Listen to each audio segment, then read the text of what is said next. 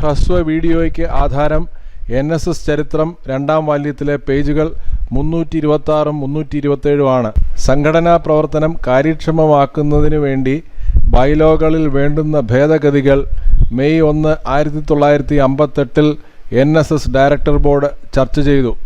വിദഗ്ധരായ നിയമജ്ഞരെക്കൊണ്ട് ഈ ഭേദഗതികൾ പരിശോധിപ്പിച്ച ശേഷം മെയ് 18, 1958 വീണ്ടും കൂടിയ ഡയറക്ടർ ബോർഡ് നിബന്ധനാ ഭേദഗതികൾ എല്ലാം അംഗീകരിക്കുകയുണ്ടായി. ജൂൺ 27, 1958 കൂടിയ വിശേഷാൽ പൊതുയോഗത്തിൽ ഈ നിബന്ധനാ ഭേദഗതി പ്രമേയം അവതരിപ്പിച്ചത് മന്നത്തു പത്മനാഭനായിരുന്നു. പ്രമേയം അവതരിപ്പിച്ചുകൊണ്ടുള്ള പ്രസംഗത്തിൽ അദ്ദേഹം പ്രസ്താവിച്ചു, ഇതിനു മുമ്പും 4 പ്രാവശ്യം സർവീസ് സൊസൈറ്റിയുടെ നിയമാവലി ഭേദഗതി ചെയ്തിട്ടുണ്ട്.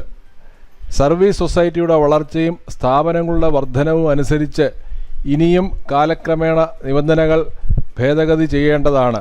1400 കരയോഗ പ്രതിനിധികൾ ഓരോരുത്തരും നേരിട്ട് ഭരിക്കാൻ വരുന്നു. 1300 വ്യക്തി മെമ്പർമാർ ഇനിയും വരേണ്ടിയിരിക്കുന്നു. പണത്തിന് സൗകര്യമുള്ള 2000-ഓ 6000-ഓ വ്യക്തി മെമ്പർമാരെ ഇനിയും ചേർക്കാം. അങ്ങനെ ഒരു 5000 പേരെ ചേർത്ത് പൊതുയോഗം കൂടാം. എന്നാൽ 5000 പേരെ ചേർത്ത് എങ്ങനെയാണ് പൊതുയോഗം കൂടുക? എവിടെയാണ് കൂടുക? ഈ രാജ്യത്തെ 1.25 കോടി ജനങ്ങളെ ഭരിക്കുന്നതാരാണ്? വെറും 126 അംഗങ്ങൾ. ലോകമാസകലം ഇന്ന് സ്വീകരിച്ചു കഴിഞ്ഞ വ്യവസ്ഥയാണ് പ്രാതിനിധ്യ വ്യവസ്ഥ. നമ്മുടെ പൊതുയോഗം ഒരു 100 ആളുള്ള പൊതുയോഗമായിരിക്കണം. പ്രാതിനിധ്യ സ്വഭാവമുള്ള വ്യവസ്ഥയിൽ സർവീസ് സൊസൈറ്റി ഭരിക്കണമെന്നുള്ള ആഗ്രഹത്തിലാണ് ഈ ഭേദഗതി. ആകെക്കൂടി 2 പോം വഴികളേയുള്ളൂ.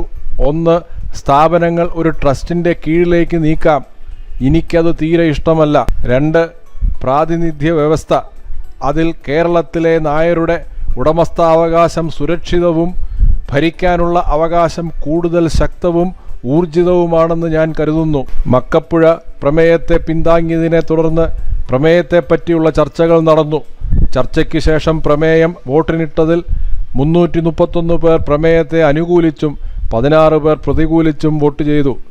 പ്രമേയം ബഹുഭൂരിപക്ഷത്തോടെ പാസായി. GNSS തമിഴ്നാടിൻ്റെ മറവിൽ GNSS തമിഴ്നാട് വെൽഫെയർ ട്രസ്റ്റ് ഉണ്ടാക്കിയ വ്യക്തികളുടെ ഉദ്ദേശ്യം പ്രാതിനിധ്യ വ്യവസ്ഥ ഉറപ്പാക്കിയുള്ള നായർ സമുദായ സേവനമല്ല.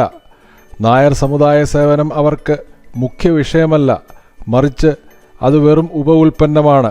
നായർ സമുദായ സേവനത്തിൽ മാത്രം ഒതുങ്ങുന്നില്ല അവരുടെ കാര്യപരിപാടികൾ. പക്ഷേ സമുദായത്തിൻ്റെ പേർ ഉപയോഗപ്പെടുത്തി പൊതുജനങ്ങളിൽ നിന്നും പണസമാഹരണത്തിനായി അവർ ലക്ഷ്യമിടുന്നു. 2019 GNSS തമിഴ്നാട് പൊതുയോഗത്തിൽ സാമ്പത്തിക കാര്യങ്ങളെക്കുറിച്ചുള്ള ചോദ്യങ്ങളോട് മറുപടി പറയാൻ ഭാരവാഹികൾക്ക് ആയില്ല. ട്രസ്റ്റ് നായർ സമുദായത്തിൻ്റെ ഉടമസ്ഥാവകാശം ഹനിക്കുമെന്ന് മന്നം ആശങ്കപ്പെട്ടതുപോലെ തന്നെ ഇവിടെയും സംഭവിച്ചു. GNSS ട്രസ്റ്റ് ഉണ്ടായതിനു ശേഷം GNSS തമിഴ്നാടിൻ്റെ ആസ്തികൾ കവർന്നെടുക്കപ്പെട്ടു. ജയ് ഹിന്ദ്.